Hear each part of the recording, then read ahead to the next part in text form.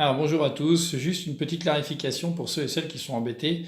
Là je l'ai montré sur un cube de 5 par 5 terminé, mais des fois vous êtes en train de faire les arêtes, et la dernière arête qui vous reste, c'est celle-ci.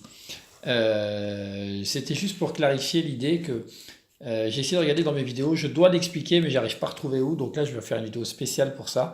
C'est juste pour expliquer à ceux et celles qui ne l'auraient pas compris, qui débutent effectivement, ou qui sont au début de ça. Je l'explique pour le 6.6, pour le 7.7, etc. Et tout, mais c'est vrai que j'arrive pas à retrouver dans le 5.5. Ça doit être quelque part au milieu des vidéos, mais j'arrive pas à retrouver une vidéo spécifique. J'explique les 7 cas de parité qui permettent de finir les arêtes quand elles sont à 2. Mais quand elle est toute seule, on retrouve ce cas-là.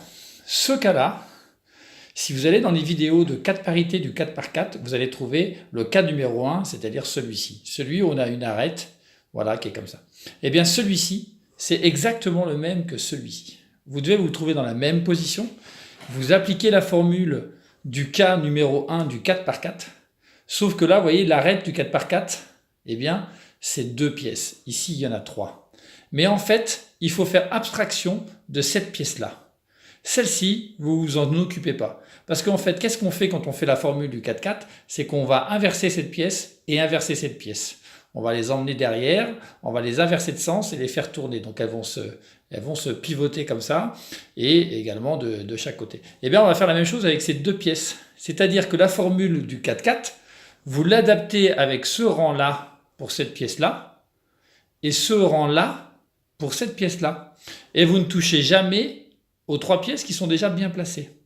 Donc voilà, donc j'insiste bien, c'est la même formule que ce cas-là, qui est le cas numéro 1 des 4 parités, vous trouverez ça dans les vidéos, et simplement vous devez utiliser ce mouvement-là, et donc quand on manipule le cube, souvent, vous voyez, on va bouger, quand on le bouge 2 fois au départ, par exemple comme ça, on va le bouger en ne bougeant que cette colonne-là, et ensuite que celle-ci, on ne bouge jamais aux 3.